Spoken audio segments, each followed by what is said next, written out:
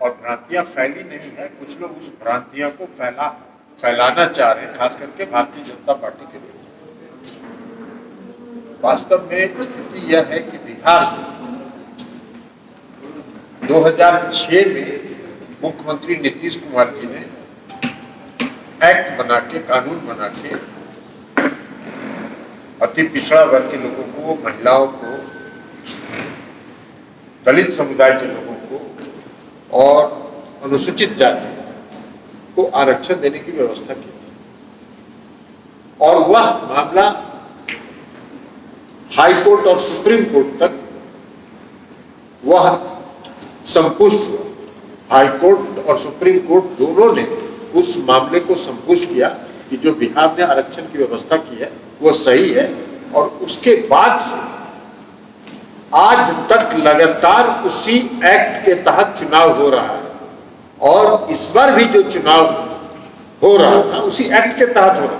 कोई नई बात है ही नहीं बिहार में, कोई परिस्थिति में कोई परिवर्तन नहीं हुआ है।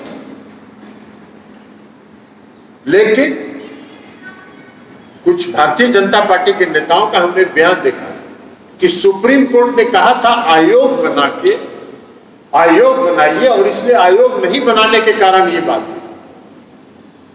अब बुद्धि कहीं बाजार में उधार मिलता है कि बिकता है कि उनको दे दिया जाए। अरे आयोग बनाने की बात सुप्रीम कोर्ट ने कही है महाराष्ट्र के मामले में, और महाराष्ट्र में जो चुनाव हो रहा था नागपुर का और वाशिम का, उस मामले में मामला सुप्रीम कोर्ट में गया और सुप्रीम कोर्ट ने यह कहा कि चूंकि कई जिले ऐसे महाराष्ट्र के जहां अनुसूचित जाति जनजाति की आबादी अधिक है, तो सुप्रीम कोर्ट ने कहा कि एक आयोग बनाइए और आयोग बना के एनालिसिस कीजिए और उस एनालिसिस के आधार पर 50% के अंदर आरक्षण की व्यवस्था लागू की। यह भी बात आई सुप्रीम कोर्ट के सामने कि भाई आप बिना जातीय जनगणना के आंकड़ा उपलब्धि नहीं है, तो जब आंकड़ा ही उपलब्ध नहीं है तो एनालिसिस कैसे हो? ये महाराष्ट्र के मामले में हम बात बता। और तब भारत सरकार ने सुप्रीम कोर्ट में हलफनामा दायर किया और कहा कि हम जातीय जनगणना नहीं कराएंगे। और इसलिए हम लोग शुरू से यह मांग करते रहे हैं कि पूरे देश में जातीय जनगणना होनी चाहिए। भारत सरकार ने इसको अस्वीकार कर दिया, नहीं मान। और तब बिहार की सरकार ने यहां अपना निर्णय लेके जातीय गणना कराने का फैसला। इसलिए एनालिसिस करने की बात जो भारतीय जनता पार्टी के नेता कर रहे हैं और आयोग बनाने की बात कर रहे हैं, उससे बिहार के एक्ट का कोई लेना देना नहीं। बिहार का एक्ट तो 2006 और 2007 का है। 2006 में पंचायती राज व्यवस्था में आरक्षण दिया गया, 2007 में नगर निकाय में आरक्षण दिया और तब से आज तक लगातार उसी पर चुनाव हो रहा है। तो इसलिए ये बात करना, ये आरक्षण विरोधी एक्ट है, क्योंकि आयोग जैसे ही बिहार में आप बनाइएगा, चुनाव तो हो रहा है 2006 से 2007 से आज तक चुनाव हो रहा है, आप आयोग बनाने की बात करके आरक्षण को उलझाना चाहते हैं। आपकी नीयत है, आप आरक्षण, भारतीय जनता पार्टी आरक्षण विरोधी है। कुछ दिन पहले आप लोगों ने देखा था अनुसूचित जाति जनजाति के आरक्षण के खिलाफ आरएसएस के प्रमुख मोहन भागवत जी ने क्या कहा? मोहन भागवत जी ने कहा था कि आरक्षण समाप्त करना चाहिए। तो इसलिए आपकी मंशा आरक्षण में उलझाना है और आरक्षण को समाप्त कराना, इसलिए आप ये सब तिकड़म की बात कर रहे हैं। बिहार का कोई एक्ट, बिहार के जो आरक्षण का एक्ट है, अति पिछड़े वर्ग के आरक्षण का एक्ट, उसको महाराष्ट्र के मामले में जो सुप्रीम कोर्ट ने आदेश दिया आयोग बनाने का, उससे कोई लेना देना नहीं। बिहार का अपना एक्ट है और इस एक्ट को सुप्रीम कोर्ट ने उस समय कह दिया कि हाँ सही है। सुप्रीम कोर्ट तक ये मामला गया और उसके आधार पर आज तक चुनाव हो रहा। तो इसलिए आप ये कहना आपको उलझाना है। नीतीश कुमार जी का एक बात हम बता देते हैं कि अति पिछड़े वर्ग के लोग, महिलाओं के आरक्षण पर अनुसूचित जाति जनजाति के आरक्षण, इन सभी पर नीतीश कुमार जी की प्रतिबद्धता है, उनका कमिटमेंट है और उस कमिटमेंट से वो पीछे हटने वाले व्यक्ति नहीं है। भारतीय जनता पार्टी आरक्षण विरोधी है और आरक्षण विरोधी होने के कारण आज इन सारे चीजों को कह के वो आयोग की बात कर रहे हैं। हमने देखा है भारतीय जनता पार्टी के लोगों ने कहा कि सुप्रीम कोर्ट जाने के पहले बिहार विधानसभा का सत्र बुलाइए और आयोग का गठन करके करिए। अरे वाह भाई, हम सुप्रीम कोर्ट अगर राज्य सरकार नहीं जाएगी तो आयोग का गठन काहे करेगी?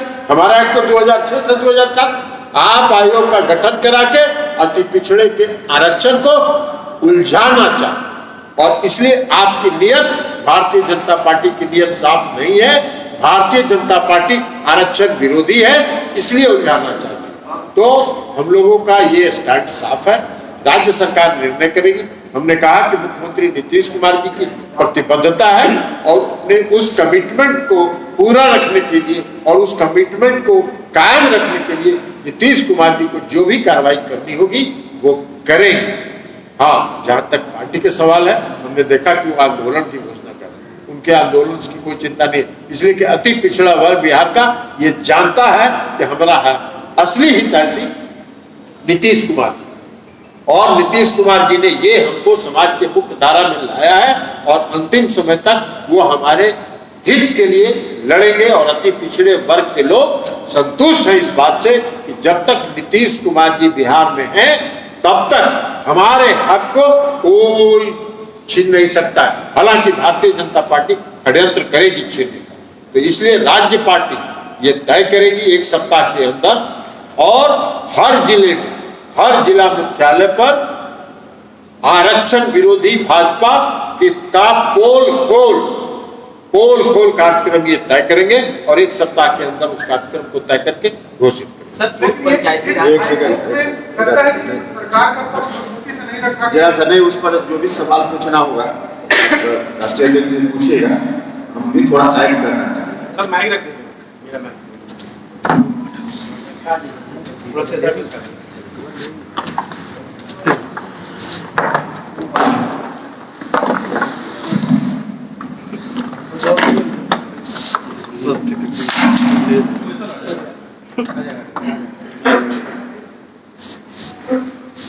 देखिए, भारतीय जनता पार्टी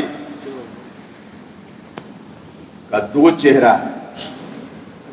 एक चेहरा जिसकी चर्चा राष्ट्रीय अध्यक्ष जी ने की, आरक्षण विरोधी चेहरा, जिसको अंदर छुपाए रहते हैं और बाहर लोगों के बीच दूसरा चेहरा लाते हैं और कोशिश करते हैं कि लोग उनके बाहर वाले चेहरे पर भरोसा कर लें। जोर जोर से बोलते हैं कि आरक्षण के हम समर्थक हैं। अभी जो कुछ भी परिस्थिति बनी, चुनाव की प्रक्रिया चल रही थी, कुछ ही दिनों के बाद मतदान होना था, जिस कारण से यह मामला उलझा उसके कारणों में जरा जाइए।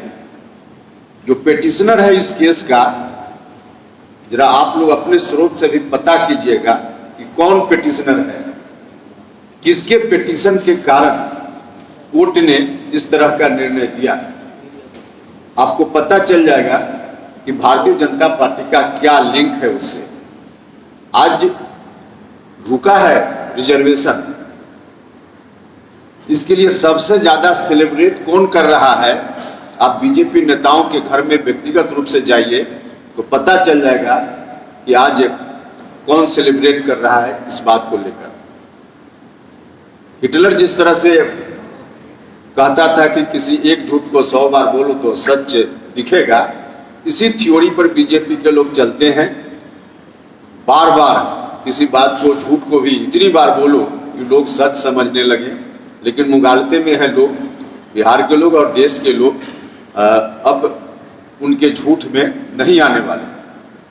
दूसरी चीज कि भारतीय जनता पार्टी का रवैया पुराना है, जिसकी चर्चा राष्ट्रीय अध्यक्ष जी कर रहे थे कि आरएसएस के नेता ने क्या कहा है रिजर्वेशन के बारे में। कुल मिलाजुलाकर उनकी कोशिश है, सिर्फ बिहार की यह अकेली घटना आरक्षण को रोकने की कोशिश नहीं है, बल्कि देश भर में ऐसी घटनाएं हो रही और इन तमाम घटनाओं के पीछे भारतीय जनता पार्टी खड़ी होती है और उनका प्रयास है कि धीरे धीरे उलझाते उलझाते जो 27% ओबीसी का आरक्षण केंद्र सरकार की नौकरियों में है उसको भी किसी तरह से हम उलझा दें और कोर्ट के माध्यम से उसकी समीक्षा का भी रास्ता निकाल दें। जो बीजेपी के लोग बार बार बोलते हैं कि समीक्षा होनी चाहिए, तो चाहते हैं कि 27% जो रिजर्वेशन है उसको भी समीक्षा के दायरे में डायरेक्ट बीजेपी या सरकार के माध्यम से लोग नहीं कर सकते हैं, क्योंकि जनता के बीच दूसरा चेहरा परोसना चाहते हैं।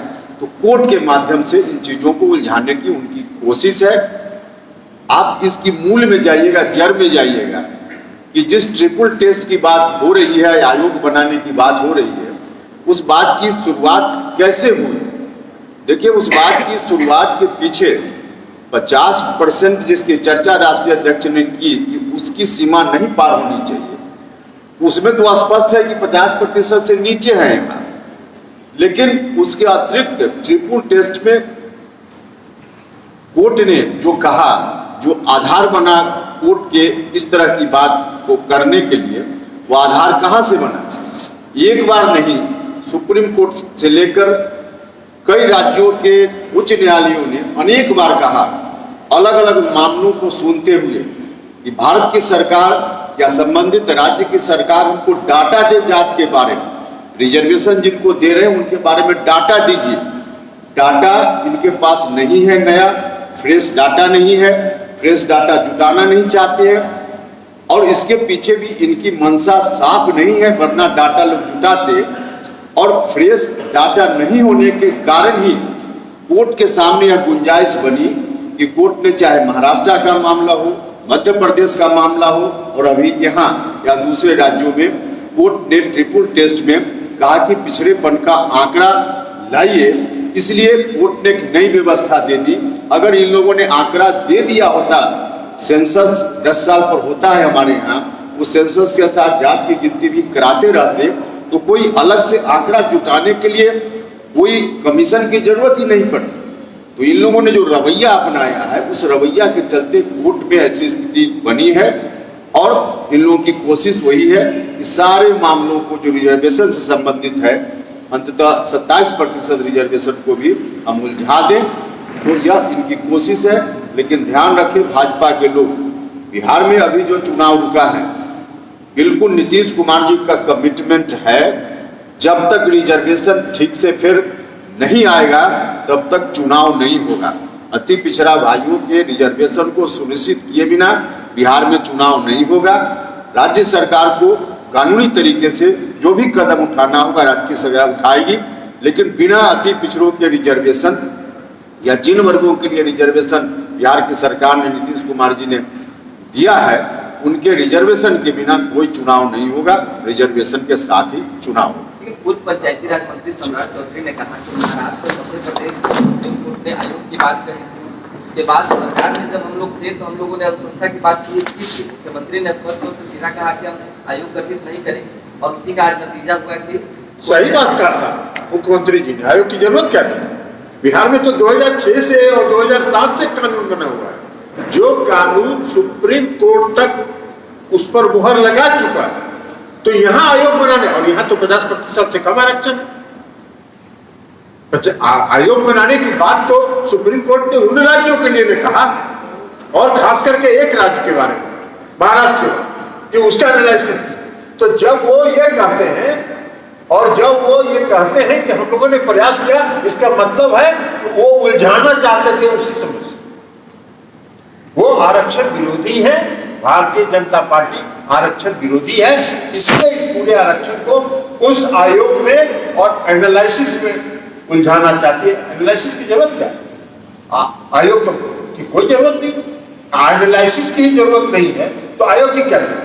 भाजपा ये चीज बात, लेकिन हाईकोर्ट की तरफ से जो निर्णय आया तो क्या उसमें सरकार के द्वारा पक्ष नहीं रखा गया? उल्टा सारे तथ्यों को हाईकोर्ट के सामने रखा गया।